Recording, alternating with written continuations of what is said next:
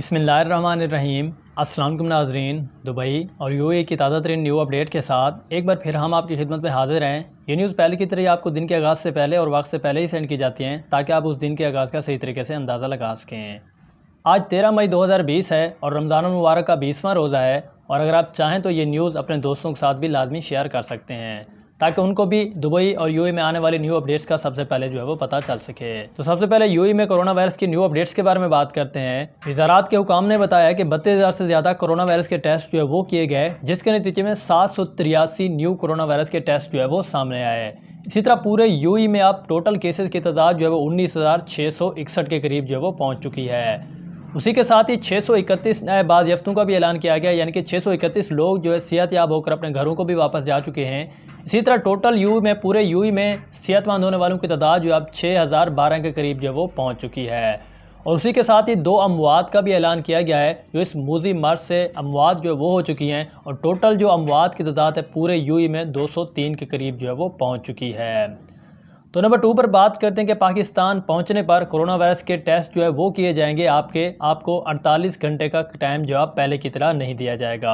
तो इसकी नई तफसीलात जो है वो शेयर करते हैं आप लोगों के साथ। कौमी सलामती से मुताल्लिक़ वज़ीर-ए-आज़म के मुअव्विन ख़ुसूसी डॉक्टर मुईद यूसुफ ने कहा है कि हुकूमत ने अगले 10 दिनों में 11,000 से ज़्यादा फंसे हुए पाकिस्तानी को वतन वापस भेजने की अपनी सलाहियत को भी अब बढ़ा दिया है।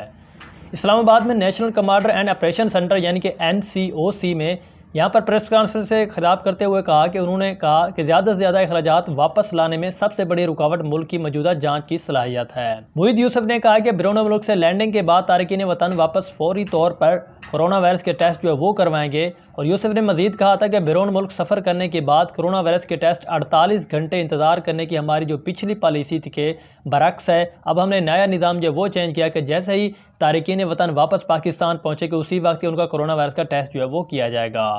और उन्होंने मजीद कहा कि अगर कोरोना वायरस का आपका टेस्ट मनफी आता है तो आपको घर जाने की उसी वक्त जो है वो इजाज़त मिल जाएगी। लेकिन अगर आपका टेस्ट जो है वो मुस्बत आ जाता है तो आपको सरकारी सहूलियत या घरों में क्वारंटाइन रहने की इजाज़त जो है वो भी मिल जाएगी।